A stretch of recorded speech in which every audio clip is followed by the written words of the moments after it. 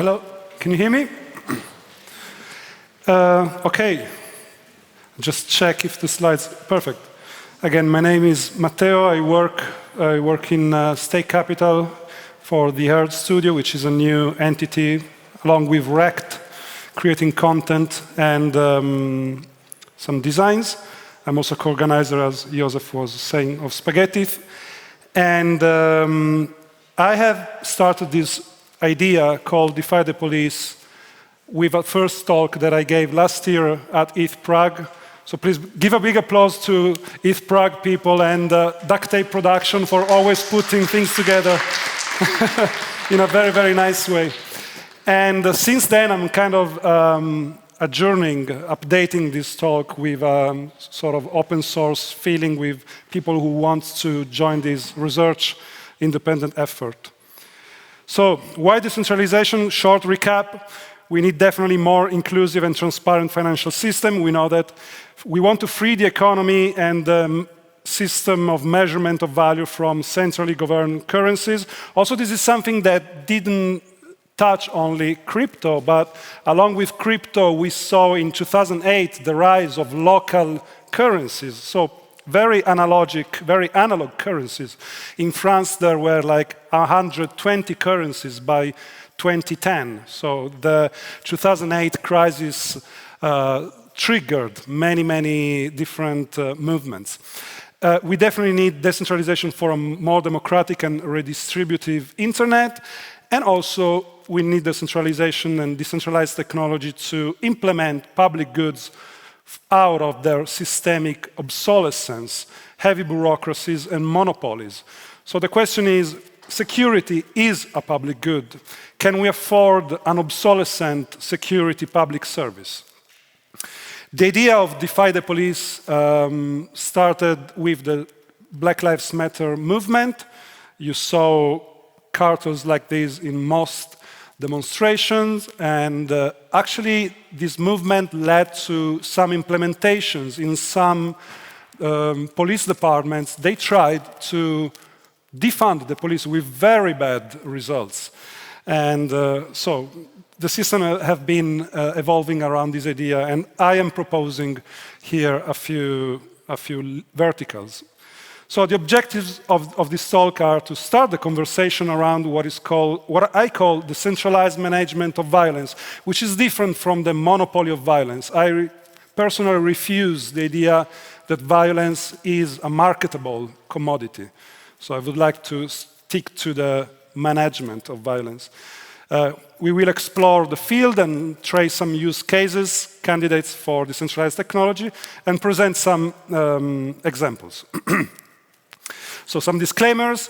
There is no derogatory intention. I think that we do need some level of management of violence at a centralized level, but we'll see how that works.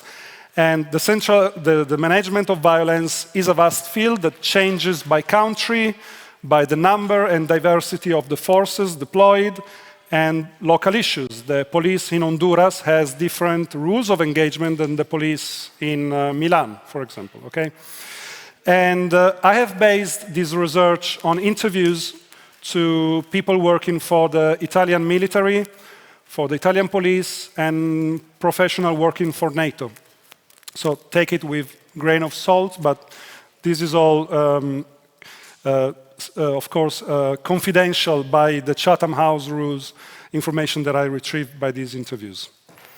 So security forces, a few brief description, they obey, that's what they say, they obey the Constitution, or better, they abide by constitutionally elected representatives, which we know in most countries, they don't have the mandate of electorate. So that means that once you vote for someone and that person gets elected, they have all the right to switch party the very day after. We need security forces. Security forces keep citizens safe from what is called the social alert. I will explain later what it's all about.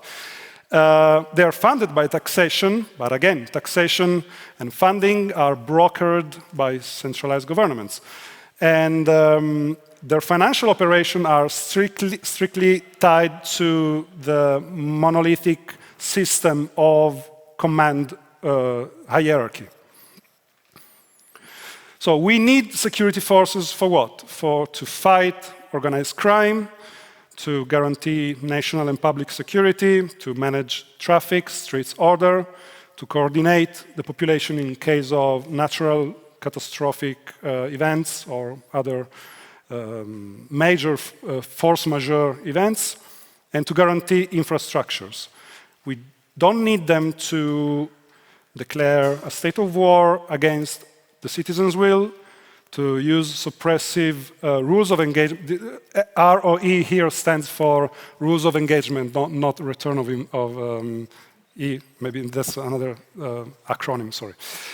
We don't need them to use suppressive rules of engagement on demonstrations. And we don't need them to execute orders against the freedom of speech and press, freedom of movement, identities rights. And we don't need them to seize infrastructures, just like it happens in some Central African countries. When they are close to election time, they just switch the internet off for maybe weeks. And also use surveillance technology against the citizens without a reasonable cause. Security forces need secrecy for investigations, of course, to define targets, to run operations, and for on-field communications. But they also need transparency for the chain of command, who takes what command and who passes on which command and who executes which command, for accountability of that command and execution, for order formulation, and most important, for budgeting and spending, which is very opaque. There are certain bugs in the management of violence. First of all, the centrally determined supply allocation is not efficient. In Italy, for example, this is just an example, the police supplies have 2 seasons, winter and summer, regardless if you live in Sicily or in Tyrol. So if you have to change your equipment in October, in Sicily there might be 35 degrees, in Tyrol there might be 10 degrees. But you have, as a policeman, you have to change and take the summer clothing or winter clothing. And there are doped contracts, the famous 10K toilet being supplied for especially military operations. We know that the war is always a big reconstruction and this sort of camp facilities market. So there are doped contracts, poor qualities of supplies, there are many conflicts of interest, so high hierarchy generals recommending certain firms. And there's also what is called accounting, a problem in the accounting of what is called asset forfeiture. What is that? Asset forfeiture is like when I enter, for example, a drug dealer's place and there are some cash on the table, maybe 10K, I declare 5K and the other 5K I just pocket them with my colleagues. That happened in the US, that happened in Italy, as long as my research moved on. And centralized communications can be hacked and manipulated. We know that there is a long bureaucracy behind passports, visa, which is mostly due to obsolete bureaucracy, and the social alert. So every government issues what is called the social alert. The social alert is basically a series of KPIs that every police department have to reach in order to get bonuses and further funding. For example, in Italy, in the Carabinieri district of Piacenza, they hacked the current KPI because one of the KPIs was number of arrests of a specific target of people. So they kept arresting and releasing the same person, of the same people over and over again, just raising their score and receiving a lot of funding. That is basically creates a system where the police is more interested, the management of the security is more interested in the responsiveness rather than in the preemptiveness of their policy making and actualization.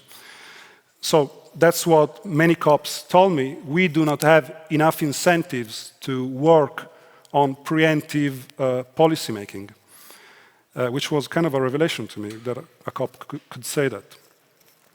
There are also some gimmicks in the management of violence. First of all, orders must be executed unless they clearly constitute a crime. But again, this praxis is very unincentivized because you have to go through long bureaucracy, you have to expose yourself as a public officer. That means that you are more likely not to career up in your life. So there are a lot of disincentives. The source of legitimacy of a given officer doesn't always follow the hierarchy. So if as an officer, you are in charge of a specific premise or action, you can outrule a higher rank if you are, the direct in command for that. The rules of engagement for the police are mostly established at local level, which is usually more flexible, like the town hall and region, which is usually more flexible than the central government. And in certain cases, by locally governing institutions. Like, for example, in stadiums, is the FIFA that says what the police can have and cannot have. For example, in stadiums, FIFA clearly says cops should not have tear gas. So whenever tear gas happen, those cops incur into trials because the rules has been set by FIFA and not by the local government. We also have more measurable than before because we moved away from the old paradigm of military objectives equal deaths per mile. So we also, if you look at YouTube, we have more and more channels of police departments or military camps where they do memes while running, etc. So there is a strategy to get the security forces more public friendly. And also, this goes within what NATO established as the PSYOPS conference in Tampa in 2016 as an attempt to implement more social networks adoption from the security forces side. There are already some intersections between security forces and blockchains that are exploring, of course, audit spending, supply chain tracking for components, a decentralized database for passports that happened already in Dubai with a partnership by Hyperledger. There is, again, on Hyperledger, a project run by the Department of State. DARPA stands for Defense Advanced Research Projects Agency. Basically, they are looking into forward and backward secrecy for messaging, live self-deleting messages, one-time eye-only messages, and resilience against cyber attacks. And again, NATO is pushing a lot towards this innovation challenge to operationalize the use of social media and use blockchain-powered procurement in their operations. We move into proposals, and I would like to start this part with, with this sentence by Norberto Bobbio. Norberto Bobbio is one of the greatest political philosophers of our time. He said that a democratic country is mature when the armed forces are perfectly integrated in the civil society. So let's see what... This is a first proposal that I found by Kixunil and Spectre, already dated 8 years ago. It's about neighborhood security. So basically, it's a peer-to-peer business relationship between the customers, meaning the tenant, the people living in a given neighborhood, and the patrolling guards. So there is an individual relationship between the householder and the patrolling guard. The customer, the tenants, basically confirm their own ID by doing a proof of burn of cryptocurrency. And they receive this RCF, a random coin fountain, which is basically placed by the house, and which is lottery-based. So the more checks it receives from a patrolling guard, the higher the chances that patrolling guards receives a drop, an airdrop. Okay, so it's a random coin fountain. The reputation of the patrolling guards is connected to the tenant, meaning that me as a household, I like this person, he's coming quite often to check up, etc. So I just boost her up, and that will give him, her more chances to win the lottery out of my fountain. And I can also do the opposite. There's also a call for help broadcast that basically all of a sudden boosts up my random coin fountain possibility, so I have all the guards coming to my house to check what's happening in case I'm afraid someone is breaking. Okay, the problem here is that this system is a lucrative model that basically encourages gated communities to become even more gated. So if you don't have the way to incentivize people to go and check your houses, you're basically left in the wilderness of criminality. The one proposal that I'm kind of very softly carrying on is to work on that definition of KPIs. So the idea that, of course, it's an open source idea, and you're welcome to join a Telegram group later to propose what you think is a good way through, is basically that the public administration could issue SBTs based on an advancement of what is called the indivisible taxes, the TIS. The TIS in Italy, for example, are those taxes that you pay for streets cleaning, for light, and for the police, for security. So by advancing your next term taxes, you receive this SBT, and that taxes go into a matching pool altogether. Citizens can group into delegations, like, for example, NGOs. Who was in Bogota at DevCon? Thank you. Like in Bogota, for example, there are many NGOs working in the streets, taking away kids from street gangs. So they know the reality of crime. They know where crime has its roots in. They can formulate good preemptive policies. So the idea is that we want to empower those NGOs to propose this bottom-up KPI thinking, strategies to prevent crime issues, and citizens can basically vouch their SBTs for a determined strategy. Police stations can basically allocate or stake their officers' IDs to certain strategies, and this delegation can say, okay, this cop is actually doing a good job coming in here every day, working with us, etc. So we boost their reputation up, and that would basically mean more threshold out of the matching pool being destined to that particular department, police department. Yeah, so basically these funds are split among strategies with the best vouching performance. That's basically it, but onboarding the police, am I out of my mind?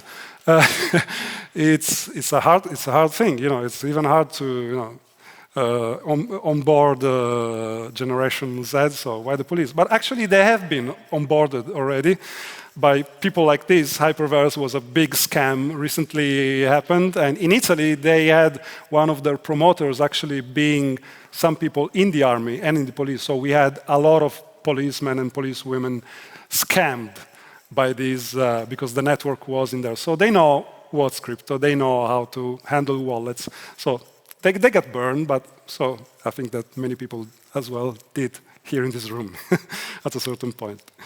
And this is the Telegram group if you want to join the conversation, if you have some thinking, if you bump into some news that could be interesting to share. There are some interesting profiles there from different projects in crypto that want to put their thinking in. And I will share these slides on the Telegram group. These are literature, etc. And I would like to end with wishful thinking that we should drop prejudice. There are good cops, there are bad cops, of course. And the only way we can have social peace is through justice. And the only way we can create a better justice system is by working on good administration and good finance. So that's basically my presentation. If there are any questions, I'm very happy to take them.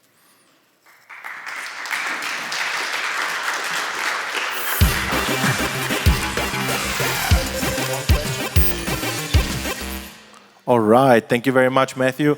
We have time for one, max 2 questions, if there are any questions.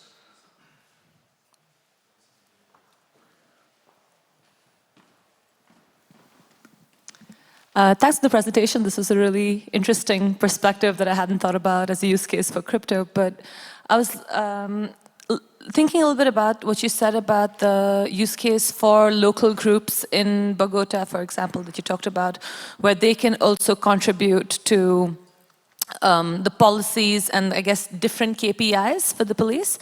And I wonder if this is something that you've already, I don't know, tried to roll out in specific areas, or what do you think could be effective KPIs for police organizations or government violent organizations in, in practice? Ooh, well, that's actually, I still haven't thought about it, but that's some cops gave me some very interesting answers, and I should go back to the interviews to see those answers. But I remember that those cops were really into providing a system so that there was a sort of like, okay, the judiciary system benefits, for example, for this corrupt KPI system, because the more trials you have, the more lawyers have to be. So there is definitely something that cops told me. So it's not just about the government and the police. There is also like an economic triangle there, the judiciary system, which has also its lobbying, etc., that supports that policy, because that means more work. And so, for example, yeah, I would look into that triangulation in order to maybe achieve the direct line. Sorry if I didn't give you direct answers, but yeah, actually, please suggest something. I mean, and that also depends on the area where you're in. I think if you have to deal with drug problems or gangs or youth gangs, so there are many different problems depending on the area, suburbs, etc. Thank you.